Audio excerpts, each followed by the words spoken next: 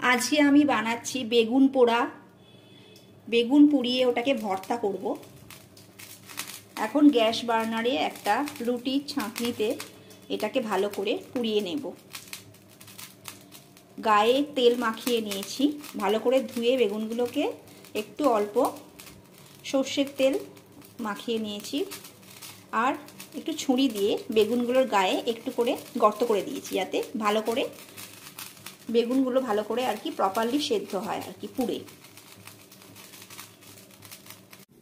বেগুন পোড়া ভর্তার মধ্যে আমি যেসব জিনিস দেব তার মধ্যে প্রথম হচ্ছে টমেটো কুচি দেব, দুটো কাঁচা লঙ্কা, দুটো শুকনো লঙ্কা পুড়িয়ে আর কি ওর মধ্যে ভর্তার মধ্যে মাখবো, আর দেব কাঁচা পেঁয়াজ আর 1 কোয়া রসুন। এই দিয়ে ভর্তাটা বানাবো, বেগুন পোড়া ভর্তা। ভালোভাবে বেগুনটা পোড়ানো হচ্ছে।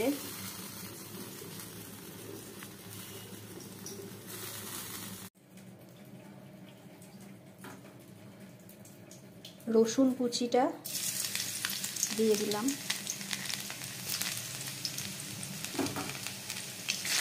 সামান্য লঙ্কা কুচি, এরপরে টমেটোটা দিয়ে দেবো,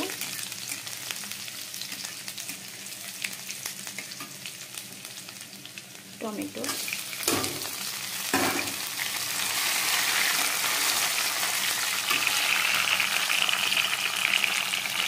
1 চিমটে হলুদ,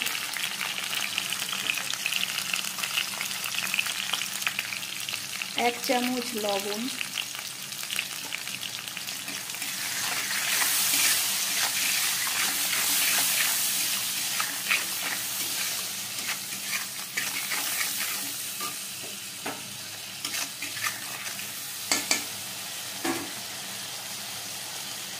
বেগুন পোড়াগুলোকে, পোড়া খোসাগুলোকে পরিষ্কার করে নিয়েছি, আর কাঁচা পেঁয়াজ, লঙ্কা কুচি আর একটু লঙ্কা পোড়া দিয়ে ভালো করে মেখে নিয়েছি। এটাকে তেলে ভালো করে নেড়ে নেব। আচ্ছা, আমি এই বেগুন পোড়া ভর্তার মধ্যে আগে থেকে আমি কাঁচা পেঁয়াজ, দুটো শুকনো লঙ্কা পুড়িয়ে আর কিছু সামান্য কাঁচা লঙ্কা চটকে মেখে রেখেছিলাম, সেইটাই এর সাথে মিশিয়ে নিলাম ভালো করে।